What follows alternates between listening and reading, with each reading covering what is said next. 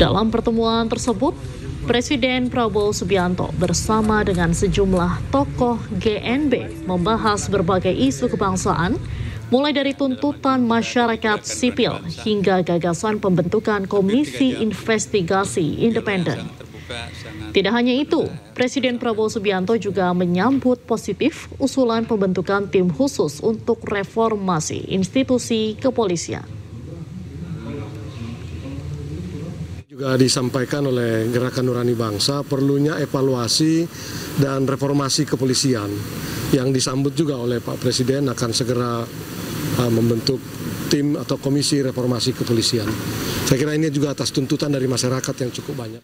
Dan untuk membahas pembentukan tim khusus untuk reformasi institusi kepolisian, kita akan mendiskusikannya dengan Direktur Lingkar Madani Ray Rangkuti dan juga ex-Jubir Polri yang juga pengamat hukum pidana, Bapak Slamet Pribadi.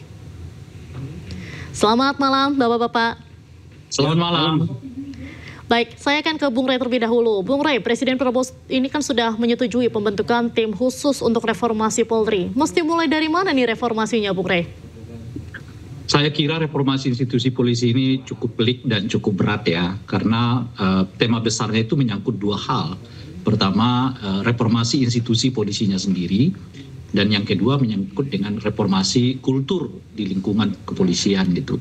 Kedua-duanya nggak bisa dipisahkan, sebab kalau kita pakai nanti misalnya perbaikan struktur gitu ya, infrastrukturnya gitu, tidak dibarengi dengan kultur kepolisian yang lebih dialogis misalnya, humanis misalnya gitu ya. Nah itu bisa timpang. Dan sebaliknya kalau kulturnya saja yang kita ubah, tidak dibarengi dengan perbaikan sistem, juga perbaikan kultur itu tidak terakomodir oleh sistem yang dibuat gitu. Jadi dua-duanya harus berlangsung sejalan gitu ya. Nah, contoh yang kita paling lihat saat ini kan antara reformasi sistem politik kita dengan kultur politik kita yang nggak sejalan gitu. Reformasi sistem politiknya cukup progresif, ya bahkan menurut saya sudah mencapai angka 80% ya desain sistem politiknya gitu. Tapi kulturnya nggak nyimbang gitu. Nah kulturnya itu masih kita lihat kultur-kultur seperti di zaman otoritarian gitu ya.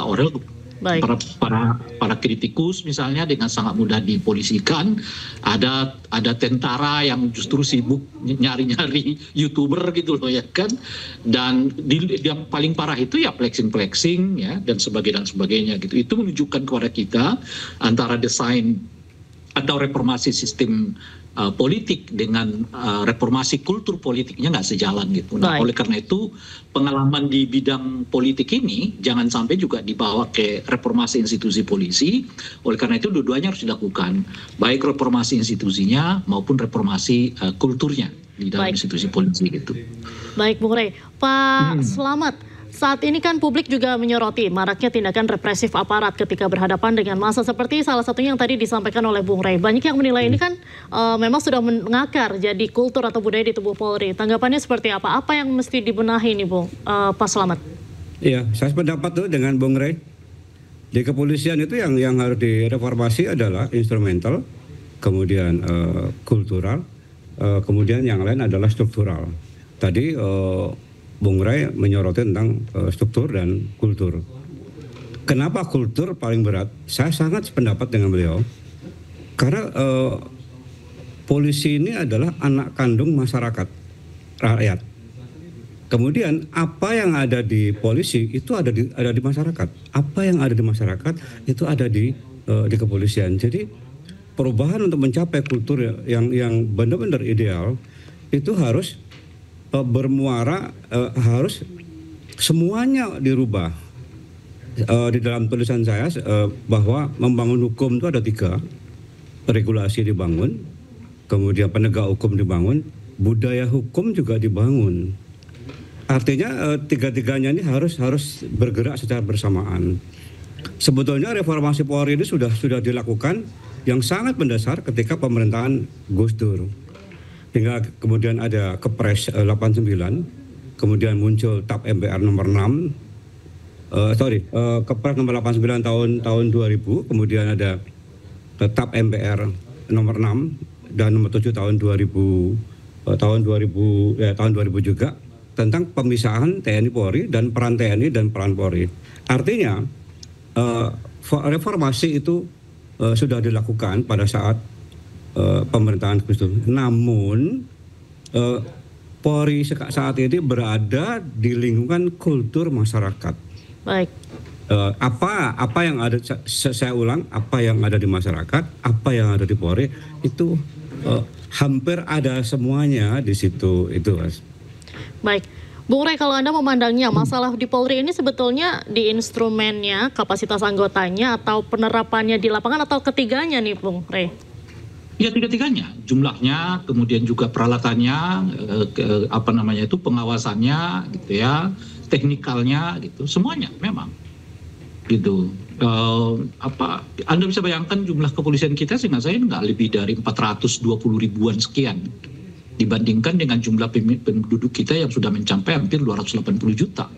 Jadi ibaratnya setiap satu polisi itu mengawal, mengayomi ya sekitar 400.000 orang per kepala gitu, per penduduk. Itu kan sangat nggak masuk akal sebetulnya gitu. Nah cuman di satu segi ada persoalan yang berhubungan dengan keuangan kita kan. Misalnya kan apakah harus mendahulukan dulu dengan menambah kuantitas jumlah polisi atau memperbaharui alutsista polisi yang konon ceritanya sekarang ini juga kurang memadai gitu. Nah itu pertanyaan-pertanyaannya, itu pilihan-pilihannya gitu. Nah cuman saya kira sejak tahun 2010 ya, sejak saat itu sampai sekarang belum ada perubahan signifikan dari jumlah polisi itu. Seingat saya ya, karena sejak 2010 kita udah mencoba cek ya berapa totalitas jumlah kepolisian kita seluruhnya di Indonesia gitu. Jadi angkanya masih kurang lebih sama, 420 ribuan gitu. Padahal jumlah penduduk kita dari 2010 ke sekarang ini peningkatannya luar biasa kan gitu. Cepat sekali jumlah kita bertambah, tapi jumlah aparat penegak hukum dalam ini kepolisian juga rendah gitu. Jadi ada kaitan dengan jumlah polisinya sendiri, ada tentu dengan skill gitu ya, ada juga tentang peralatan gitu ya, ada juga dengan lembaga kestrukturalan gitu ya. Misalnya perdebatannya itu adalah soal apakah polisi tetap berada di bawah lembaga kepresidenan atau ia di bawah salah satu lembaga kementerian gitu. Itu juga perdebatan ya, salah satunya gitu. Jadi bagian yang mungkin dapat kita diskusikan menjelang kalau betul reformasi institusi polisi ini dilanjutkan oleh Pak Prabowo, atau bukan dilanjutkan, dimulai oleh Pak Prabowo itu. Baik, Pak Slamet, tadi kan Anda mengatakan bahwa yang paling berat itu adalah mengubah kulturnya. Ya, nah ini apakah bisa jadi dari pembaruan kurikulum pendidikan Polri kah? Tapi kan saat ini juga banyak sekali polisi yang dapat dikatakan ini menyalahi kode etik profesinya. Nah ini gimana untuk mengubah budaya yang sudah mengakar ini, Pak Slamet? Iya, kepolisian kita ini lama bersama-sama dengan TNI. Artinya kultur TNI yang militeristik di tubuh anggota kepolisian itu mungkin masih sekian generasi masih ada itu. Jadi Gus Dur berpandangan yang sangat jauh ketika bercita-cita membuat kebijakan publik untuk memisahkan TNI dan Polri. Memang matranya TNI dan Polri itu jauh berbeda. Kemudian kalau kita lihat di dalam pasal 2 Undang-Undang Kepolisian bahwa polisi itu adalah salah satu pelaksana pemerintahan. Ingat, saya ulang, salah satu pelaksana fungsi pemerintahan. Artinya bersama-sama dengan pelaksana fungsi pemerintahan yang lain. Jadi kalau ada perubahan, ada reformasi, Polri juga ada perlu reformasi. Sementara pelaksana fungsi pemerintahan yang lain juga harus dilakukan reformasi. Sebagai contoh, ketika pelaksana fungsi pemerintahan yang lain tidak melaksanakan tugas dengan baik, maka muara akhirnya adalah di kepolisian. Contoh misalnya, apakah pembangunan di daerah pegunungan, kemudian banyak perumahan, banyak tempat wisata, apakah itu disiapkan AMDAL yang benar dan tepat? Kalau tidak ada, maka muncullah banjir, muncullah pengungsian, muncullah rob, maka muncullah kriminal dan lain sebagainya. Apa muaranya? muara akhirnya pasti ada di kepolisian.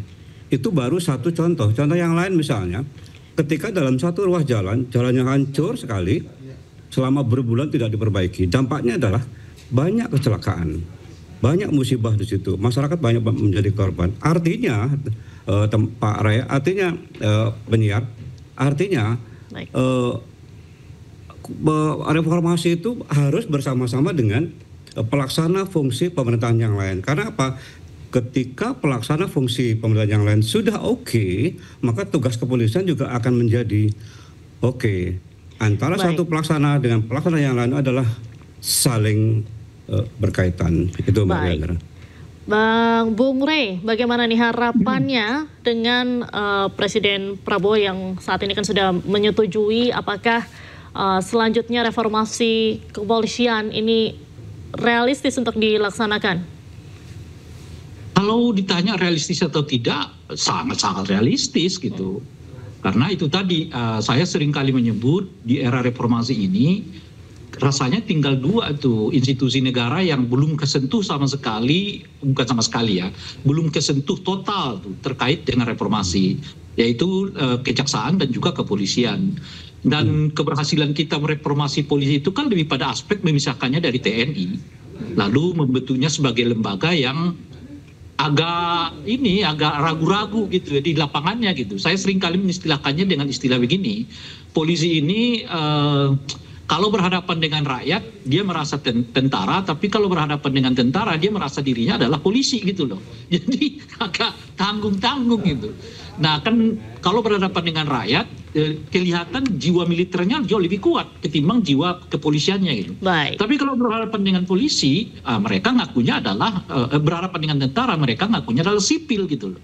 Nah ini harus kita pertegas bahwa polisi itu adalah sipil yang dipersenjatai. Jadi kata sipil itu harus diperkuat sehingga tidak ada nuansa bagi institusi polisi yang merasa dirinya itu masih bagian dari militer gitu. Baik. Dan oleh karena itu bergaya-gaya militer gitu. Baik. Nah ini yang menurut saya harus dipertegas, salah satu dengan cara mempertegas bahwa polisi itu adalah sipil yang dipersenjatai. Baik. Nah disitulah keahlian tentang dialog dibuat, kemampuan untuk memahami apa yang disebut dengan hak asasi manusia dibuat gitu ya. Baik. Dan yang paling penting bagi kita sekarang ini menurut saya adalah sikap kemandirian institusi polisinya sendiri. Sebab setidaknya mungkin dalam 6 atau 7 tahun terakhir sangat terkenal istilah yang kita sebut dengan parcok ya, partai coklat gitu. Itu adalah asosiasinya seolah-olah institusi polisi kita ini berbaktinya itu kepada pemerintah. Baik, bukan berbaktinya kepada bangsa dan negara gitu.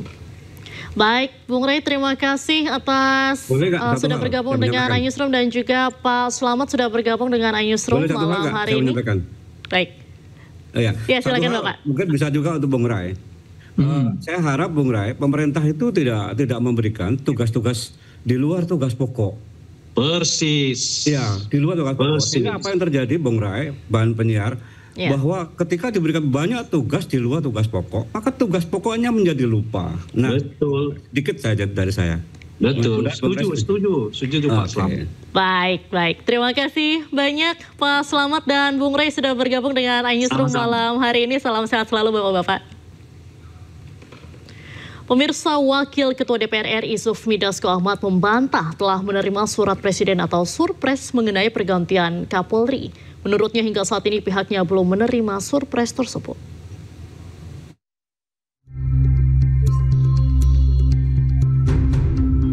Beredar kabar bahwa Presiden Prabowo Subianto telah mengirim surat terkait pergantian Kepala Kepolisian RI Kapolri ke Dewan Perwakilan Rakyat. Namun hal ini langsung dibantah Wakil Ketua DPR RI Sufmi Dasko Ahmad.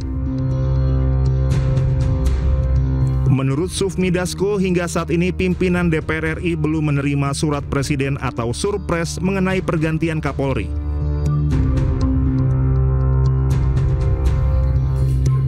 Sebelumnya, tuntutan pencopotan Kapolri Jenderal Listio Sigit Prabowo mencuat saat gelombang demonstrasi yang berujung ricuh pada akhir Agustus hingga awal September lalu.